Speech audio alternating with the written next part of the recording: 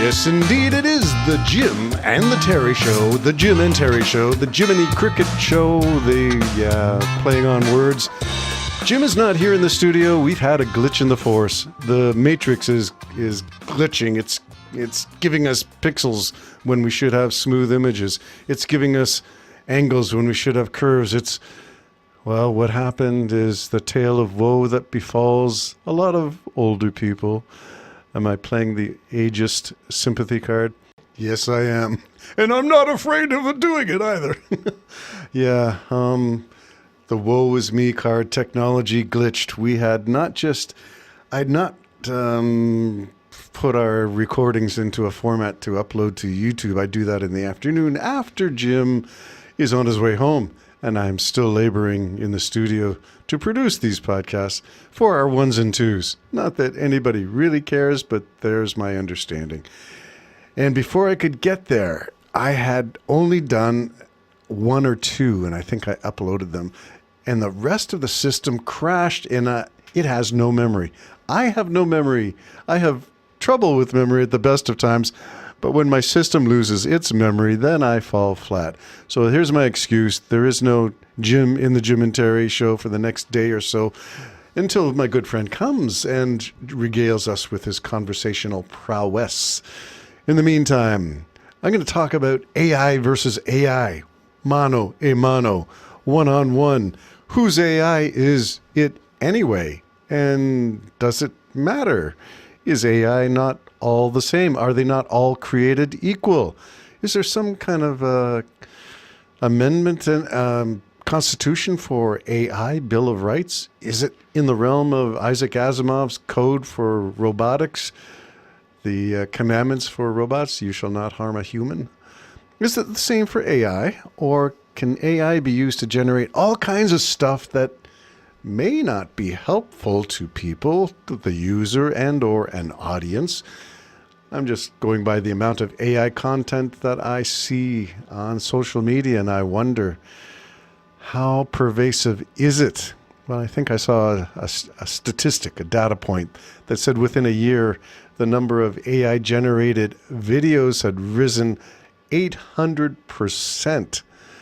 Well, if that's not a glut in the market, I don't know what is. Can you tell? Can you tell the difference? You used to be able to tell in the early days, looking at lighting and shading and looking at backgrounds. Sometimes there's still people, and I think I already spoke about this when I check some social media. I see feeds with my favorite podcasters or journalists or news sources, and it's not them. It is a complete deep fake of that person, using maybe a script from one of their real podcasts, but putting it up on their own to generate interest and therefore revenue from YouTube for their own purposes, knowing that they have a following in the real world.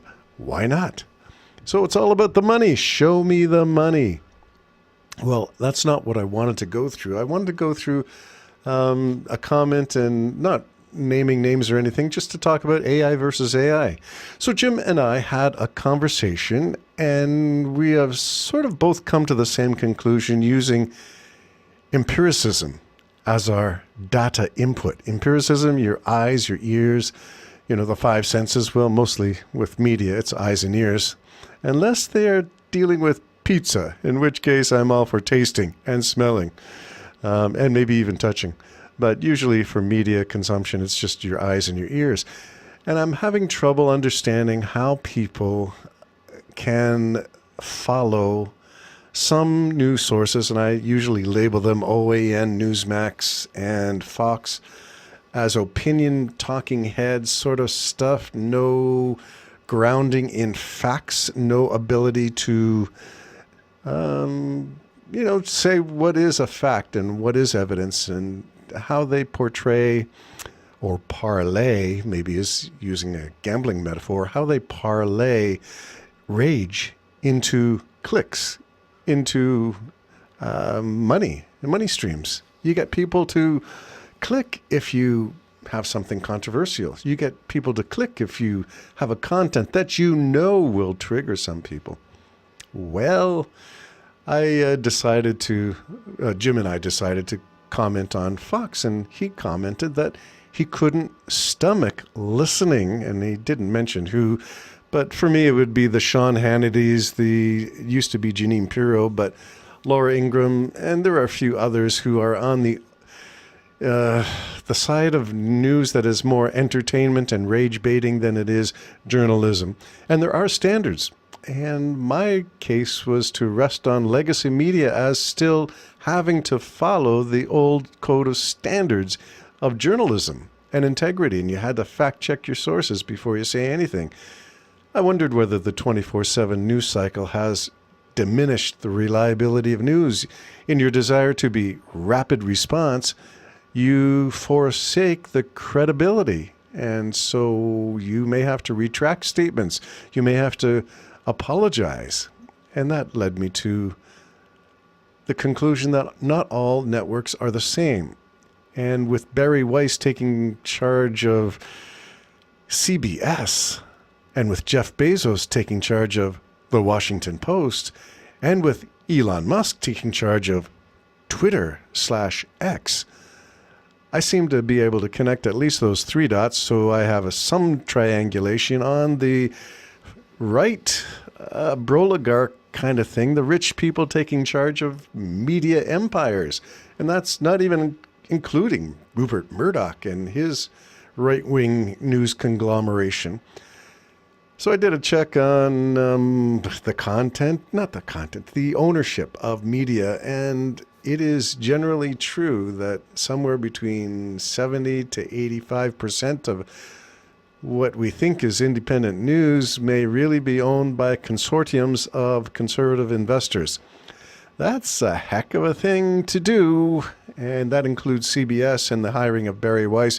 The owner is a buddy of, dun dun dun, yeah, there's the mood music, the Orange Jesus. So it makes sense. Jeff Bezos paid for a movie with Melania Trump. Dun dun dun, makes sense. You want to buy favor with the Orange Jesus. It's a strange world, but let me take it back to reality. Jim and I are talking about CNN and Fox, and we got this comment. Everything you see on Fox is the same thing happening on CNN, ... I love ellipsis, ...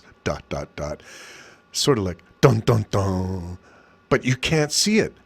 You can't see it. It's all caps, all propaganda.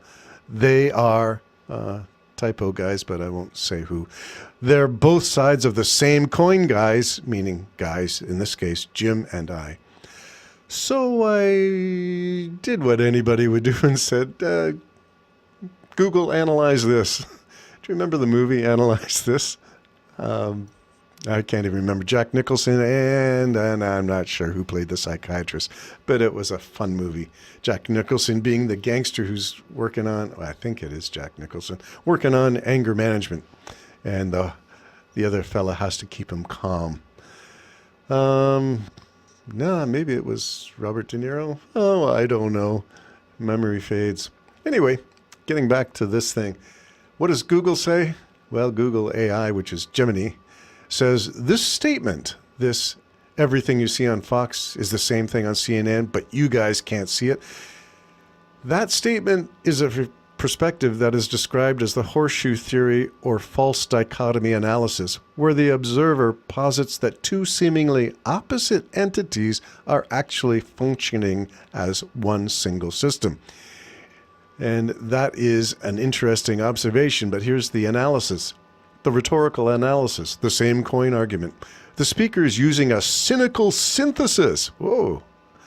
Instead of choosing between two competing dogmas like CNN, I might watch it because, or Fox might watch it because, there are pluses and minuses in each one, and you come to your own conclusions. They reject the framework altogether. The claim of symmetry by stating that everything you see on Fox is the same as CNN, the speaker suggests that while the content, the narrative differs, the function, the manipulation of the audience, is identical. And that may be true. There is also the propaganda label. The use of all is an absolute. But in media studies, propaganda is defined as information, especially of a biased or misleading nature, used to promote a political cause or a point of view. The speaker's arguing that both networks have moved on from journalism and factual reporting to advocacy, shaping opinion. Now, there are ways in which they are the same. They all have the same revenue model. They all charge fees in advertising. They all have a heavy opinion primetime programming. The goal is both the same, audience retention. The bias, right-leaning versus liberal left-leaning? Yeah, well, that's true. But does that make one better? Not necessarily, but there is something here. Perhaps it's in the loss of faith in institutions, whether it's political or religious, just a general look at society and the loss of faith, banking institutions, real estate institutions, the loss of faith in education. All of that can taint one's whole perspective on not just life, but the media we choose to consume. There is a problem, though. The "but you can't see it" problem. It implies that somebody has some truth and we don't. Pierced the veil of manufactured reality. They alone can see through it and discern that all media is the same. But it's not. Prove it, demonstrate it, measure it, quantify it, then we'll talk. Bye-bye for now.